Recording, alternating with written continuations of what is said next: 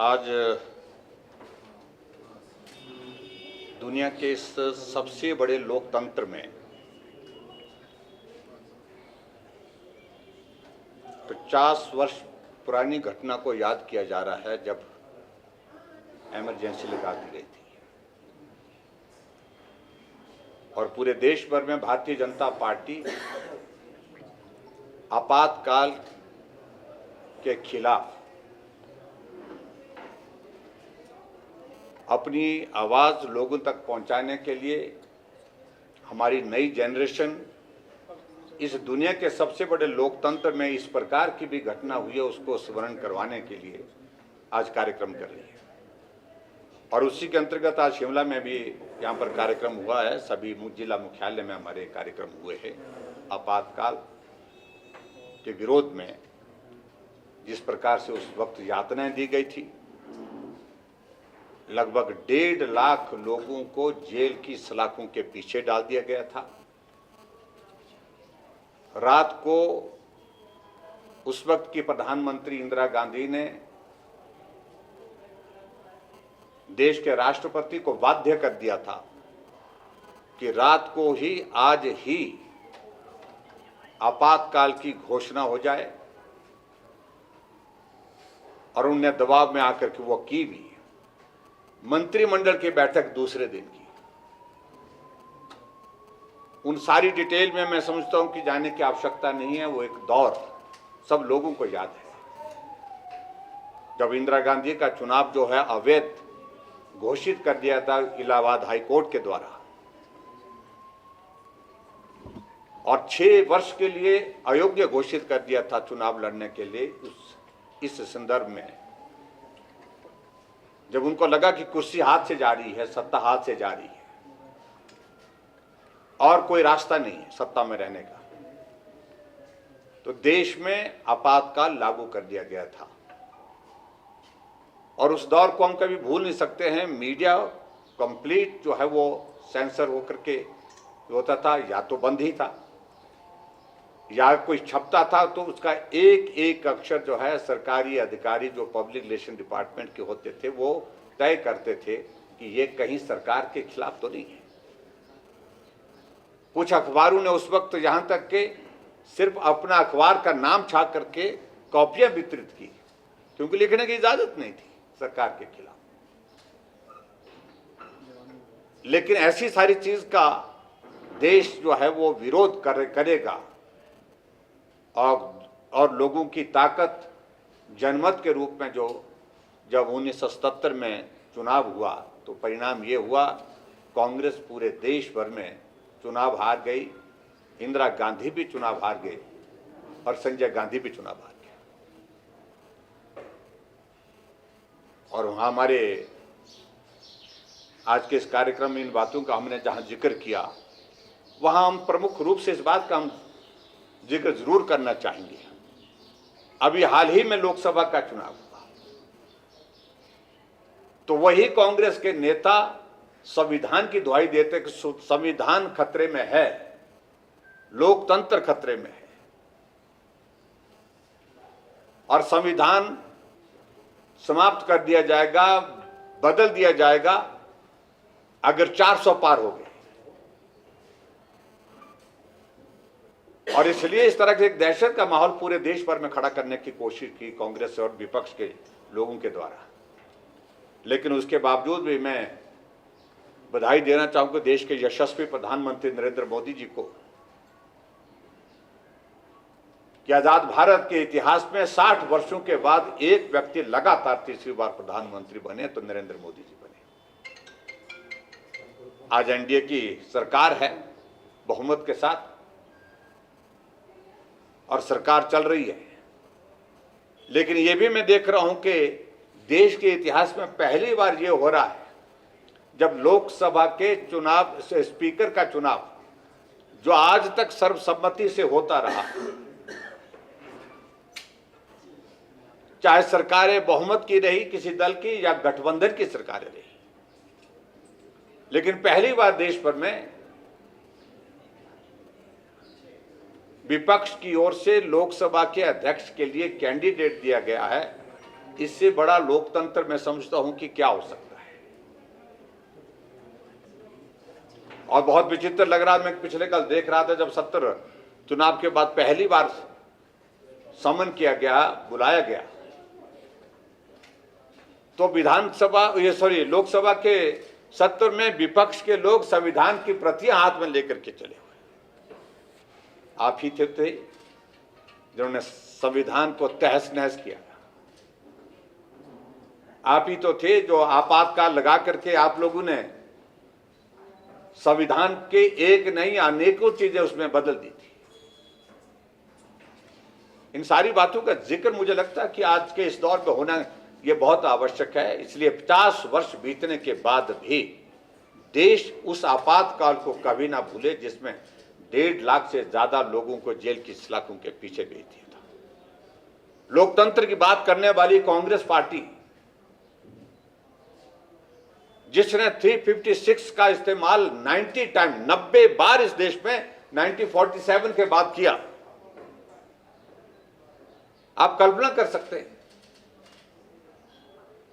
10 वर्ष से भारतीय जनता पार्टी की सरकार और एनडीए की गठबंधन की सरकार पूरे देश भर में चल रही है। चर्चाएं बहुत होती है, लेकिन उसके बावजूद आज तक इसका 356 का इस्तेमाल नहीं किया गया। जबकि हालात इस तरह के पैदा किए गए, वेस्ट बंगाल में इस तरह के जो खुलेआम जो लोगों की हत्याओं का दौर अभी तक भी समाप्त नहीं हुआ।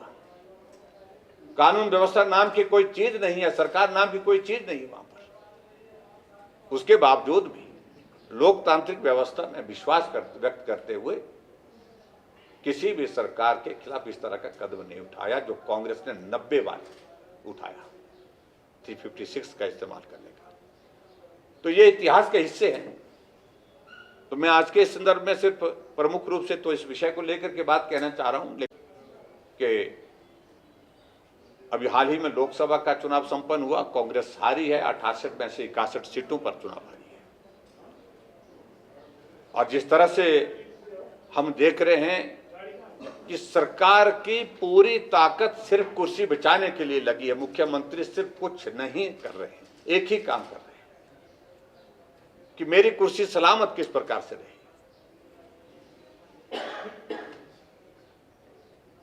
एक दिन पहले कहते हैं कि मेरे परिवार से कोई भी चुनाव नहीं लड़ेगा, लेकिन 2 दिन बाद जो है वो उनकी धर्मपत्नी को पार्टी का टिकट मिलता है। मैं भी प्रदेश का मुख्यमंत्री रहा हूं। कोई भी टिकट उपचुनाव में मुख्यमंत्री के सहमति के बिना नहीं होता है, और कांग्रेस पार्टी में तो बिल्कुल नहीं होता है। मुख्यमंत्री के ऊपर छोड़ दिया जाता है। लेकिन उसके बावजूद भी मैं उस पर व्यक्तिगत रूप से कोई टिप्पणी नहीं करना चाह रहा हूं, लेकिन हालात किस प्रकार से बन गए हिमाचल प्रदेश में। पिछले 16-17 महीने की सरकार में 300 से ज्यादा बलात्कार की घटना इस प्रदेश में, देवभूमि में, हिमाचल प्रदेश में हो गई। पिछले 15-16 महीने के इसमें कार्यकाल में, कांग्रेस के कार्यकाल में हिमाचल प्रदेश में लगभग जो हत्याओं का मामला 150 तक पहुंच गया।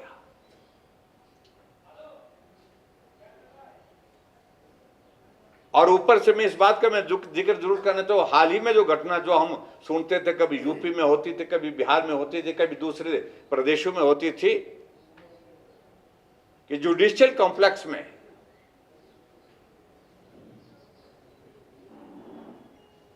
पंजाब से हायर किए हुए गुंडे जो है वो गोली चला देते हैं और एक आदमी उसमें घायल हो जाता है।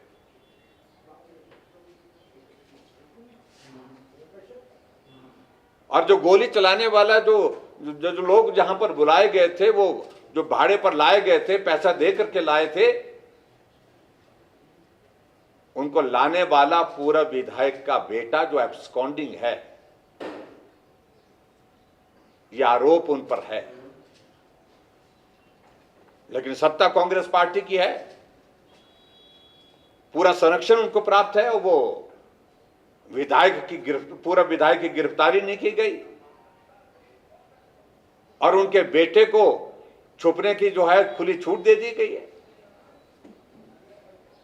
ये कार्रवाई अगर सुनिश्चित नहीं हुई तो आपको तो पूरे प्रदेश भर में बहुत माहौल खराब होगा, वातावरण खराब होगा। कानून व्यवस्था के नाम पर जो है जिस प्रकार से धज्जियां उड़ गई इस सरकार पे, यह आज से पहले कभी देखने को नहीं मिला।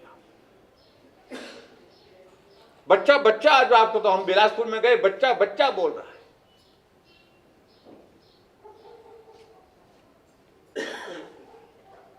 कि चिट्टे का पूरा धंधा इनके सल्तनत में चलता था और चिट्टे की अगर बात कहूं मैं पूरे प्रदेश भर में जो हालात पैदा हुए हैं, क्योंकि सरकार का ध्यान तो उस तरफ है ही नहीं, कानून व्यवस्था पर ध्यान नहीं है, नशे की जो सारा ये दौर चल रहा है, चिट्टे का जो दौर चल रहा है, इसको रोकने के लिए कोई कारगर कदम उठाए, ये तो प्राथमिकता है ही नहीं। और प्राथमिकता होगी भी कैसे जब इनके नेता ही उसमें संलिप्त हैं। ये बहुत बड़ा चिंता का विषय है। इतनी बड़ी घटना होने के बावजूद भी अभी तक जो है कह रहे हैं कि हम सबूत तलाश रहे हैं, कार्रवाई अभी तक हुई नहीं है। इसका अर्थ यही है कि सरकार के संरक्षण में हो रहा है जो कुछ भी हो रहा है, और मुख्यमंत्री जी को सारी चीजों की जानकारी है, लेकिन उसके बावजूद भी कार्रवाई नहीं हो रही है। इसलिए भारतीय जनता पार्टी ने तय किया है कि ये कानून व्यवस्था का मुद्दा ये लोगों तक ले जाने का हमने फैसला किया।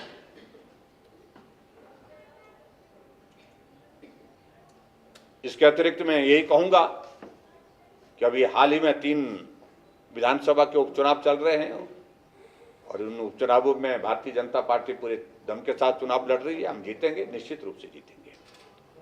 मित्रों, मुझे ये अधिकार जो है विधानसभा अध्यक्ष के पास नहीं है कि विधानसभा के किसी सदस्य को उसकी सदस्यता समाप्त सिर्फ इस वजह से कर दिए कि वहां पर नारे लगाए। मैं सिर्फ इतना ही कहना चाह रहा हूं, धज्जियां उड़ा दी हैं यहां पर नियमों की, व्यवस्थाओं की। विधानसभा के अध्यक्ष महोदय ऐसी कठपुतली बन गए मुख्यमंत्री के हाथों, जो प्रलोभन उनको पदों के दिए गए हैं, क्या बात किस बात के दिए गए मुझे मालूम नहीं, और जिनकी भाषा इस प्रकार से हो गई कि खुलेआम वो बोल रहे हैं अपने कांग्रेस के नेताओं को, कांग्रेस के लोगों को संबोधित करते हुए 6 के सिर कलम कर दिए मैंने और 3 आरे के नीचे हैं, फड़फड़ा रहे हैं। ये भाषा विधानसभा के अध्यक्ष इस्तेमाल करे तो मैं समझता हूं तो इससे बड़ा दुर्भाग्य कोई हो नहीं सकता है। योग्य होंगे लेकिन अपनी योग्यता का प्रदर्शन जिस प्रकार से वो करने की कोशिश कर रहे हैं, ये जो है हमेशा के लिए ये दाग उनके जो है इस पर जो है वो हमेशा के लिए रहेगा।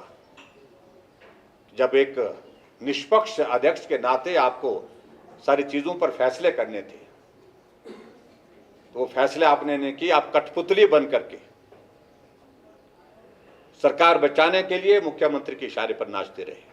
मैं पहली बार इन शब्दों का इस्तेमाल कर रहा हूं, लेकिन विवश होकर के कर रहा हूं। यह करना आज की तारीख में आवश्यक है। 3 निर्दलीय विधायकों के त्यागपत्र 3 महीने तक स्वीकृत नहीं होते हैं। अब जब लोकसभा और जो चुनाव का परिणाम आना था उससे 1 दिन पहले स्वीकृत किए जाते हैं।